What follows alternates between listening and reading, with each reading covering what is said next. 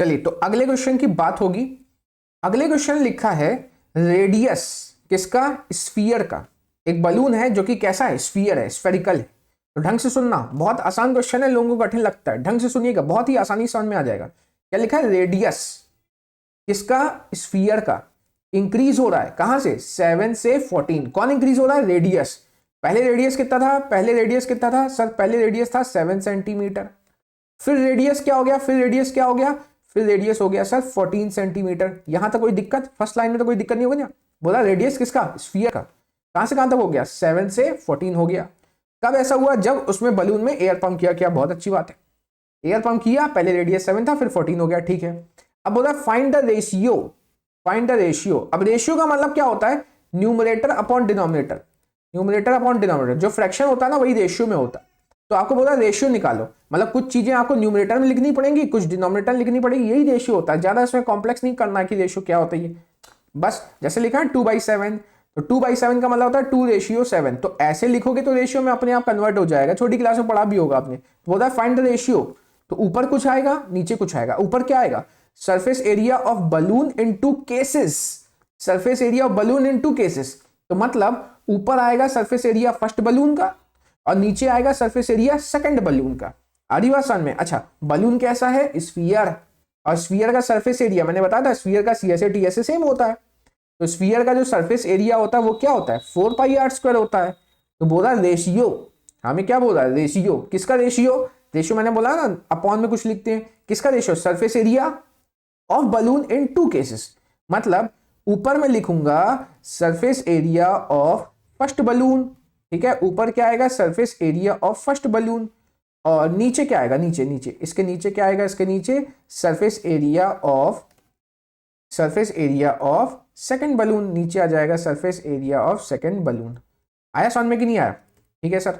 अच्छा surface area of first balloon, balloon मतलब sphere, और स्फीयर का सरफेस एरिया क्या होता है, स्फीयर का सरफेस एरिया, सर स्फीयर का सरफेस एरिया होता है 4πr²।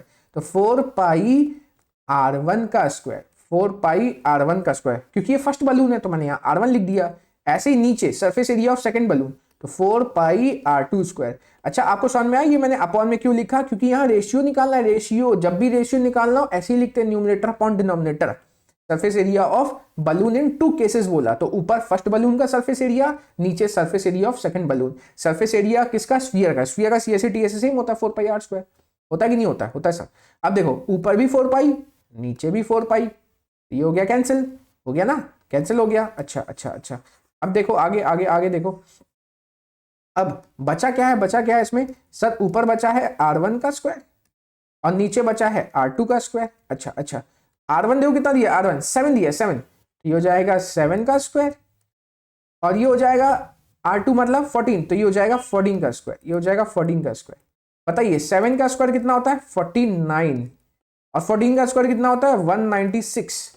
7 का स्क्वायर होता है 49, 14 का स्क्वायर होता है 196, तो मैं ऐसे बोल सकता हूं 49। अच्छा इसे मैं पहले काट देता हूं, एक काम करता हूं मैं काट देता हूं, ये कैंसिल होगा और आगे कैंसिल होगा, ठीक है।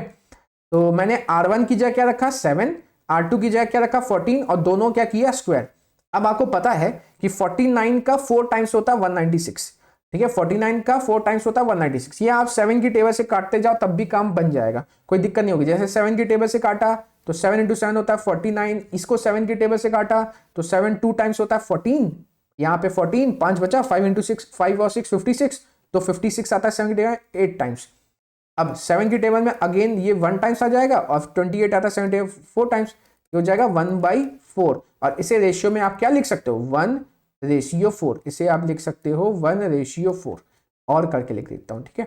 1/4 को लिख सकते हैं 1:4, यही निकालना था आपको। रेशियो वाले क्वेश्चन दिक्कत नहीं करनी है, बस रेशियो जिसका ही बोल रहा है ऊपर कुछ लिखो नीचे कुछ लिखो। अब वो कुछ क्या है वो क्वेश्चन में दिया होगा, जैसे यहाँ लिखा है सरफेस एरिया दोनों का, तो ऊपर सरफेस एरिया फर्स्ट का नीचे सरफेस एरिया सेकंड का। अब बोले दोनों का तो ऊपर सेकंड मत लिख देना, सीरियल ऑर्डर, ऊपर फर्स्ट नीचे सेकंड। अगर बोला नहीं ऊपर सेकंड लिखो, जब वो मेंशन करे तब सेकंड का लिखोगे ऊपर और नीचे फर्स्ट का लिखोगे, नहीं तो सीरियल ऑर्डर में।